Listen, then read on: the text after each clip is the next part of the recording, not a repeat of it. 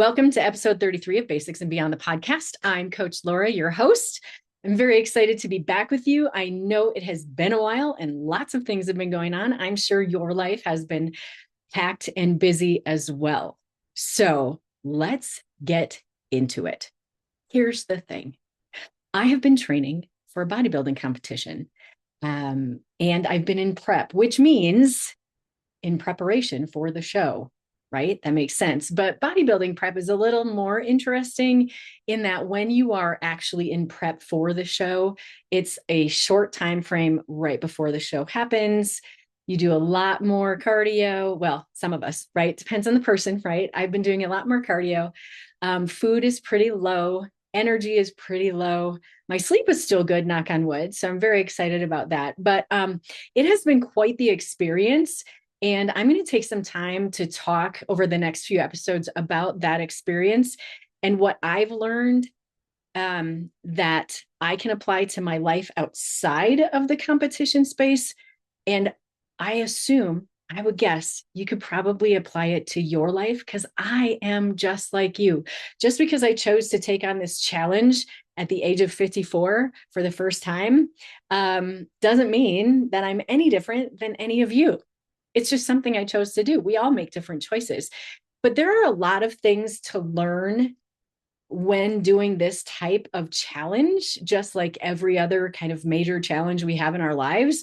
The objective, whether it's a good challenge or a bad challenge or kind of in between, is to come out of it with some deeper sense of ourselves and a larger learning that we can apply to our life. One of those happened for me today. So as I said, my energy has been low. I still have to go to the gym and train 4 times a week.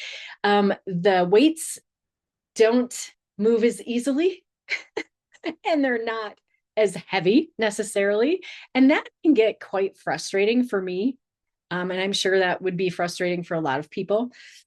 And it's hard to kind of wrap your brain around the fact that you kind of have to just be in it and be okay with it. And it's hard to be okay with it when you have been used to pushing hard, right? Whatever aspect of life we're talking about, when you're used to pushing hard and getting results, when you don't get the results that you're used to, that's challenging. And that's what I've been running into. Not only that, like I said, my energy has been low because I don't have a lot of food on board. So when energy is low, not a lot of food, training hard, but not seeing a ton of results that I'm used to seeing, my mood can get low. And I'm going to tell you, I have highs and lows, and sometimes it's not like a high week or a low week. Sometimes it's a high day and a low day. Sometimes I have high moods for an hour and low moods for an hour. It is a crazy thing. But one thing that I realized today, today I had a posing session with my coach and it went really, really well. I felt so good about it. And at the same time, I knew after that session, I was going to go train. And I wasn't necessarily looking forward to it. I'm going to tell you, I haven't been looking forward to my training sessions very much at all.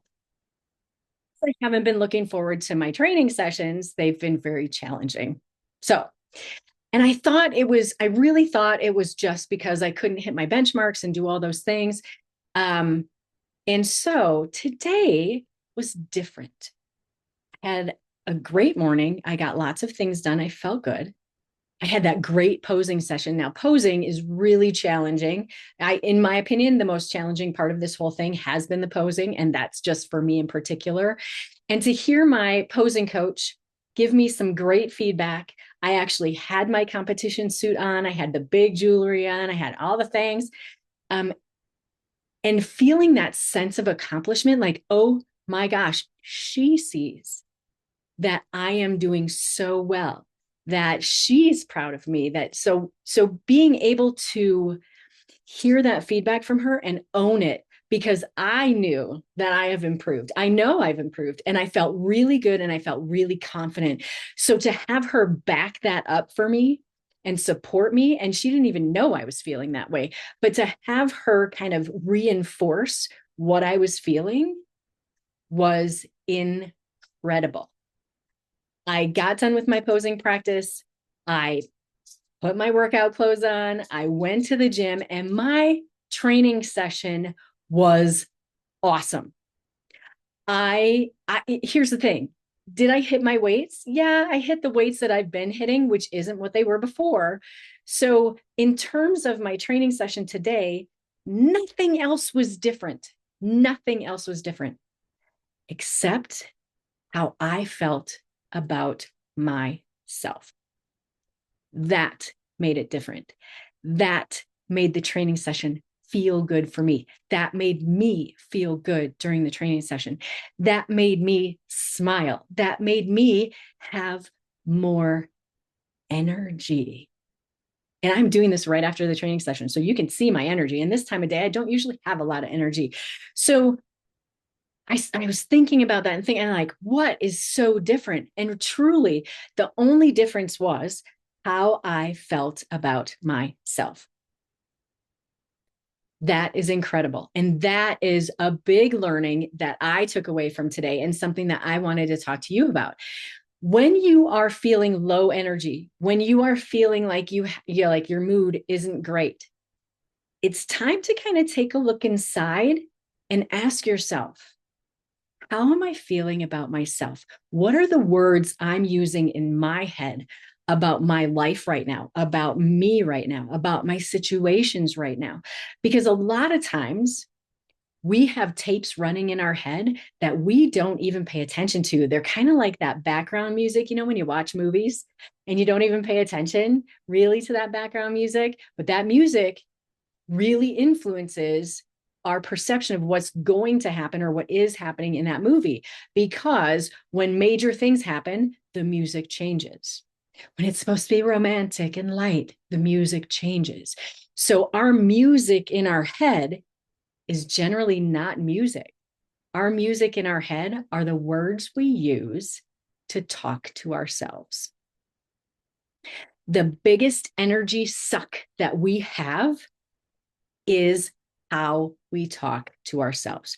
The biggest mood destabilizer that we walk around with every day isn't other people, isn't situations.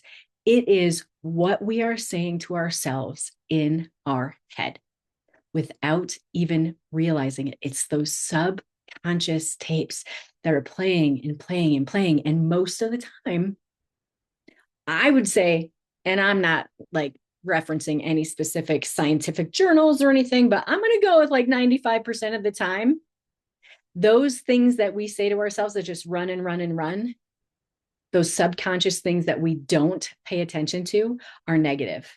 And that's very normal, right? Because we're human beings, and our physiology and our brain thought spaces, if you want to use that term, really are still back thousands of years ago when we were on the plains and in the savannah and wherever we were trying to hunt and forage, and we had to worry about things that would harm us. We had to look for the negative things. We had to look for the bears. We had to look for the lions. We had to make sure that we were safe all the time. And our safety was our number one priority. We're still wired that way. We are still wired that way. So we have a tendency to always look toward the negative or always look for the things that could harm us because we have to keep ourselves safe. The problem is those negative thoughts don't keep us safe. Those negative thoughts actually harm us. And the only way that we can even begin to address those negative thoughts and those negative feelings is if we stop in the moment and think about what we're saying to ourselves. So that's the challenge. The challenge is when something comes up for you is to pause, take a breath, pull yourself back in and connect and say, what is really going on with me right now? What are my feelings? Are these feelings truthful? Like, ask yourself that. Is this the truth? Am I talking to myself about the truth, or am I trying to play out scenarios in the future? Am I thinking I know things that I don't know and I'm applying them to this situation? Am I truly living in the moment, or am I worrying about the future or feeling guilty about the past? Right? That is where, number one, we can grab more energy back for ourselves. Number two, that is really the root of self-care. And number three, that's going to help us move forward with any target or any goal that we happen to have. And isn't the best target or goal to have to feel good physically and feel good emotionally most days?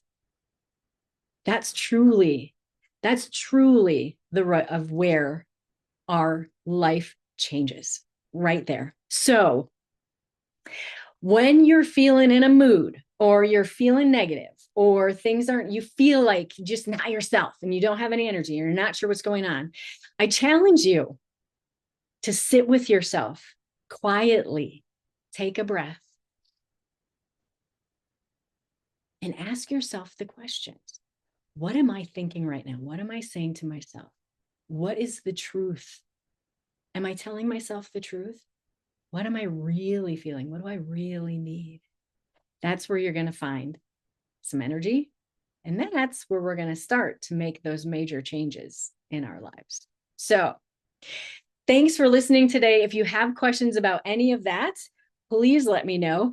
I am here to help you. And one thing that I know for sure is my work that I do with my clients is, yes, it's based in nutrition, but the true change happens when we take a moment and become self-reflective and reconnect with ourselves. When we rebuild and we begin to rebuild that relationship we have with ourselves, we can then look at the relationship we have with food. We can then look at the relationship we have with exercise and with other people and with our emotions, right? It's very, very important for us to do that work.